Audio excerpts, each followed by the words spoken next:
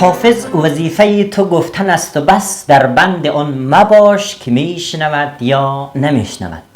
من این حرف خود به تو کسی که در کنجهای کمپ‌های پناهندگی یا در خانه‌های پناهندگی یا در خانه‌های مجردی کشورهای اروپایی، آمریکا، کانادا یا هر جای دیگه بوی گرفته برید شریک میکنم.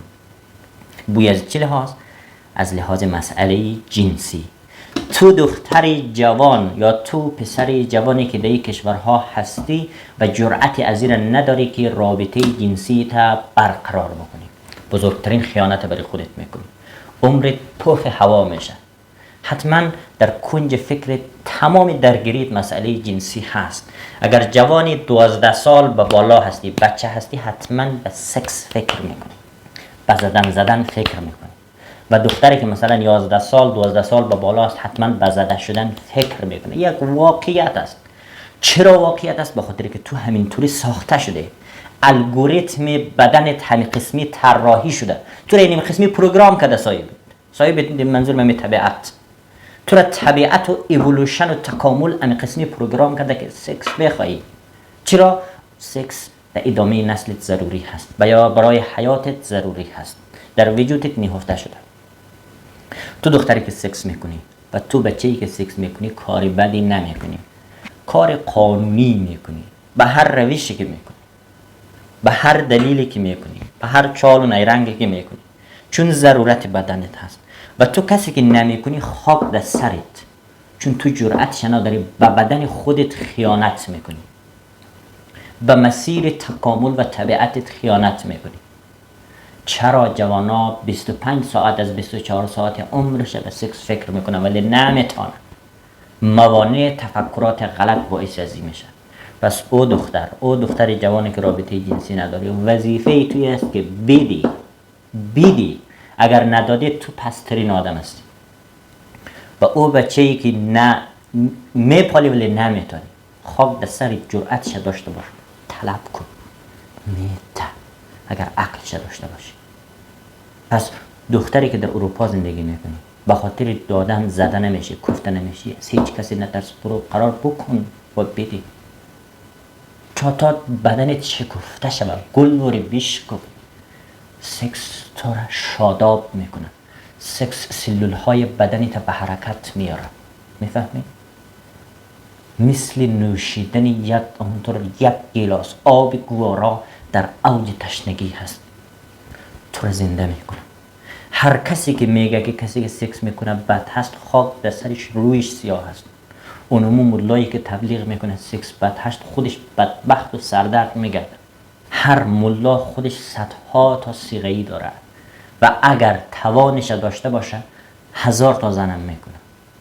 میفهمی؟ هر مولا نغمه آخرتش داره، نغمه خدایش داره، نغمه ازویش داره، تا که زورش برسه میکنه.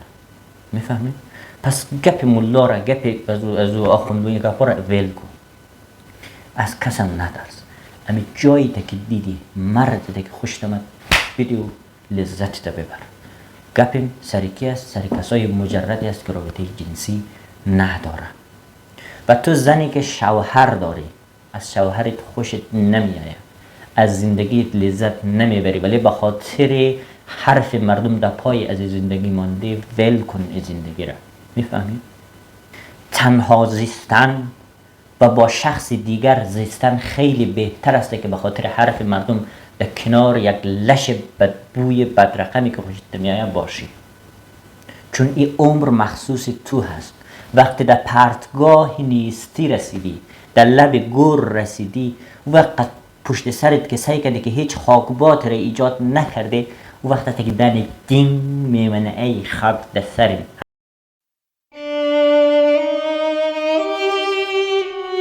حتی یک کشنسوارم ما نکشیدم در عمر. حسرت میخوری. ما مردهای پیر 70-80 ساله را میشناسم که میگه ای چه خطایی کردم که من خطا نکردم در زندگی، چه خطایی کردم که من گپ نظامی مرده شورها را ما گوش کردم، ما از زندگیم لذت نبردم. بچه هایی را میشناسم که 35 سال 40 سال هست در کنج کمپ ها و اتاق ها پوسیده و شب و روزش فیلم های پورنو و امثال هم نگاه میکنه ولی سکس نداره. یا جرأتش نداره یا میگه که گناه میشه. او برادر توی استمنا میکنی، جلق میزنی، خیلی بدتر است نسبت به که بری مستقیم بکنی. یه گپ کاکایت است. اگر با منطقت برابر نمد بیا یک سلی دیگه هم در روی بزن.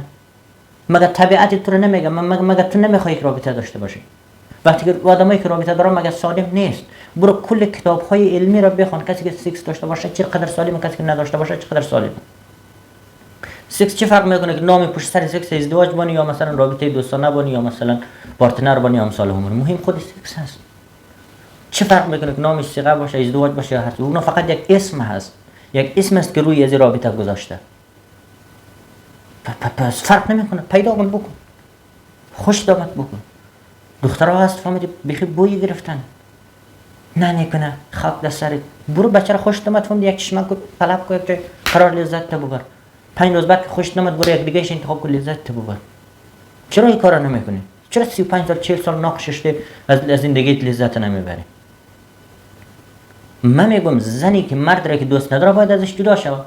وقتی که میفهمی که زندگیت نمیچله جدا شو. مردی که زنش خسته کنه شده دیگه 100% فکر میکنه که ما زندگیم نمیچله، خود جدا شود. به خاطر چی؟ به خاطر که عمرش هدر میره. این عمر خیلی چیز ارزشمندی هست. از اونی که در اندوه سپری شود، از اونی که در حسرت سپری شود، از اونی که چشمای دست پشت کسی دیگه بل بزنه و خودت در خانه مثلا میلت نباشه. برو ول کن، پشت پا بزن در کلی از این چیزا. زندگی ارزش از این نداره که تو بتونی تمام شفام دم تر الکی بدی. پس دختره تو در هر جایی که هستی، وقتی که جوان هستی، وظیفه دادن هست. بری لذت ببر. و پسره تو فقط باید بکنی. کسی را که دوست دارین، خوشتون میآید، بکنید و بدین. اگر این کار نکردین مغزتون از هم میباشه، چون همیشه فکرتون درگیر هست، بدنتون ناآرام هست، سلول ها و رگ رگ وجودتون این چیز میخواید، ذره ذره مولکولای خونتون این چیز میخواید، کلشان داد میزنه که های سکس ولی شما نمیکن. بکن بده. حرف کاکا